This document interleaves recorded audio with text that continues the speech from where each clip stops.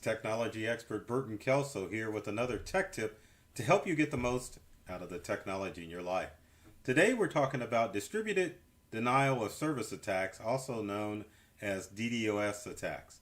Now these attacks have been around for a long time, but in recent weeks, two voice over IP or VoIP providers have been targeted by cyber criminals in a DDoS attack, rendering voice over IP services non-existent from those two providers. Now, if you used a voice over IP service, then you can understand the frustration of not being able to get phone calls in because the network is just overloaded with information. And it would probably make a little bit more sense if I explained what these directed denial of service attacks were and how they work. So anyway, you've probably seen this before, DDoS, in the computer lexicon. If you're an everyday person, you probably won't see this as much because most of your DDoS attacks affect larger corporations. They're the ones that stand to gain or lose a lot, and cyber criminals are able to gain a lot because there's not much that can be done if a company is under a DDoS attack. Now, two of the companies, one beginning of this week suffered a DDoS attack, which was bandwidth.com, which is a voice over IP provider. Also, other providers like Ring Central have been affected by a DDoS attack as far as voice over IP companies. But also, VoIP over IP MS, which is a Canadian company, suffered an attack about a week ago. Now, the bad thing about these DDoS attacks, I think I'm going to keep saying that over and over again, but we'll just say these attacks since we're talking about the DDoS, is that sometimes they can last hours, sometimes they can last several weeks, depending. In Canada, I think they're still dealing with the effects of the direct denial of service attacks, or the distributed denial of attack services. I'll get this right one of these days. But anyway, cyber criminals stand to gain a lot from these companies because there's not much they can do. Now, to explain how they work, it's a pretty simple process, and I'll show you. So, number one, you get legitimate traffic that's coming into the server or the web server for a corporation or the voice server for a voice over IP company. Next, the DDoS attacks flood the network. So you get a bunch of junk, bots or other nonsense that comes through the network that just causes basically an internet traffic jam. That's the best way to put it. And you know what traffic jams? You can't do much once you have a bunch of cars there. So then they tried, the routers on a network analyze the traffic and they try to redirect those services. It's like redirecting car traffic. But then eventually you get a major traffic jam and the network and your server services actually just disappear. And I just realized you really can't see point number 4. So there we go. Network and server resources become saturated and your performance drops. So basically it's like a traffic jam on the internet that is caused by purpose by cyber criminals. And that is never a good thing. Now, sometimes you'll know a DDoS attack occurs because you'll see this message when you visit one of your friendly websites. And I know many of you have seen that and you're like, oh goodness, it must be something wrong with my computer. And I'll have to say, in most instances, if you see that site cannot be reached message on your smart devices or on your computer, 9 times out of 10, it's problems with the website. Now, before you think that every time you get a site cannot be reached message when you visit the internet, you have to take some things in consideration before you think, oh my goodness, I'm under a DDoS attack. Sometimes it could be your ISP. Other times it could be just the website itself going through regular maintenance to make sure that the site is safe and secure to prevent DDoS attacks from occurring. Now, what are some of the signs of a DDoS attack? Well, let's take a look. because it's important for you to know. So number one, if your network performance goes down with your voice system or with your company or personal network, it could be a good possibility that someone's trying to attack the work network and slow things down. Number two, like I just showed you, specific websites aren't available. That would be whether it's internally in your company or externally if you're trying to go to some site like Yahoo or Google or another site and all of a sudden it's not available. Now, I will say that on larger websites like your Googles and your Yahoos and some of your larger corporate big tech websites, it's going to be an instance of something with your device or with your router rather than it being under a DDoS attack. Same thing with the next tip, which is, or step, which is the inability to access any website. So if you're an internal network and you can't access any website, then that could be a DDoS attack.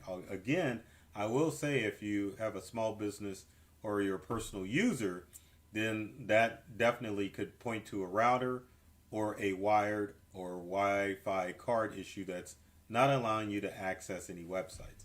And then finally, if you get a lot of spam coming in, now this one is tricky because there are people that get a ton of spam on their personal and business networks. Now, if you get some spam, your spam's probably going to stay at the same rate, maybe anywhere from 2 to 200 messages a day, and I know that's a lot. But if you're just getting constantly bombarded with spam over a long period of time, it could be that you are under attack of a DDoS attack, and mainly it's going to affect your larger business users and not your individual users. Now, why would someone want to clog up someone's network to cause problems? Well, many reasons. The major reason right now for these attacks is that cyber criminals have figured out that DDoS attacks are a quick and easy way to make a buck. Normally what they have done recently with some of these voice over IP companies is that they have slowed down their voice over IP network so that their customers, meaning the voice over IP provider, can't get phone calls. If you're a business owner, can you imagine how horrible that would be if your voice over IP provider couldn't get phone calls in? And if you don't know about voice over IP, it basically stands over voice over internet or voice over internet protocol. Now, the way that works for voice over IP is rather than using the old PBX system and going through standard copper phone lines in the ground, voice over IP means that your phone systems go through the internet. So whenever there is an internet outage, then there's going to be a problem with your phone system. Unlike the old PBX system, where if the PBX system were down, then that would mean that your office would be down, not an entire network, unless there were technical difficulties back in the old days of telephone, or if someone cut a phone line, which those were few and far between. But with the internet being so accessible and with voice over IP servers being so accessible, cyber criminals are targeting those businesses because it's easy to extort ransom out of it. Now, larger corporations can employ tools to help break up some of that network traffic and to kill some of the ransomware or DDoS bots that are causing problems and clogging up the network. But sometimes these larger corporations, believe it or not, don't have the resources to make all of that happen. So what do? They pay the ransom in order to stop the attacks. And it's just easy money for these cyber criminals. I think the last attack, and don't quote me, but I think it was $45 million for the Canadian company. No telling for the U.S. company that was attacked with a DDoS attack. Now, under normal circumstances, if a criminal isn't after a voice over IP company, they may be angry at a larger corporation and decide to send malicious programs to clog up their network. And sometimes, believe it or not, different corporations will take revenge on another corporation and hire a criminal to sabotage their network in order to bog down their network and to prevent or cause loss of productivity and loss of sales too. So DDoS attacks are out there. But if you're individual, as you're about to find out, doesn't really affect you. But it may affect who you're doing business with. So the question is, how do you prevent a DDoS attack? Well, there are several methods that you can do, and there's several methods that you can't do. Well, number one, before you get all, oh my gosh, we're under attack, you definitely want to call your ISP. Your ISP is can sometimes have network outages. Sometimes someone may cut a fiber wire. Other times they just have system updates that come down, and it just causes a catastrophic network failure. So contact your ISP first to make sure that they're not having issues on their end. When you call them on your smartphone or whatever, it'll say that there's a network outage. So be sure to contact them, and you'll know immediately if it's an ISP issue or a directed denial of service attack. So the next is to contact your voice over IP vendor, because if they are having issues, then it could take the network down. Now, I will say with voice over IP that voice over IP is as reliable as your internet connection. So if you have a voice over IP system, as long as your internet is working well, then your phone system should not have any problems at all. Now, I will say with some voice over IP providers, if you're using the voice over IP app, I don't know why I rubbed my nose, but I did. For good luck, I guess. But if you're using a voice over IP app on your smartphone, then if you have poor cell phone coverage, then obviously it's going to cause problems with your voice over IP service.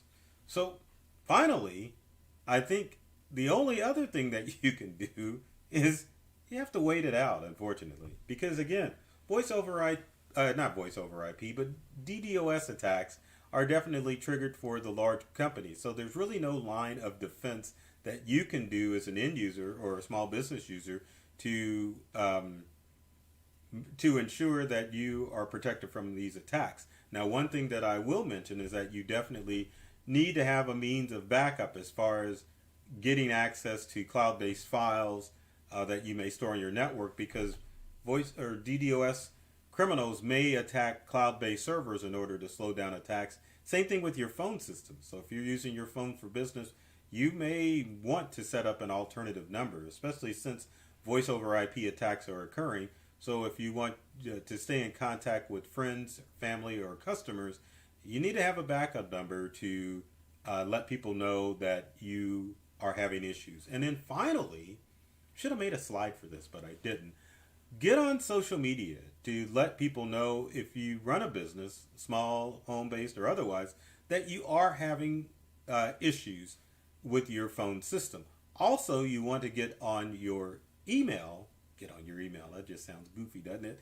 But you want to reach out via email immediately and let people know that you are having issues with your voice over IP provider, as opposed to people thinking that you are just out of business.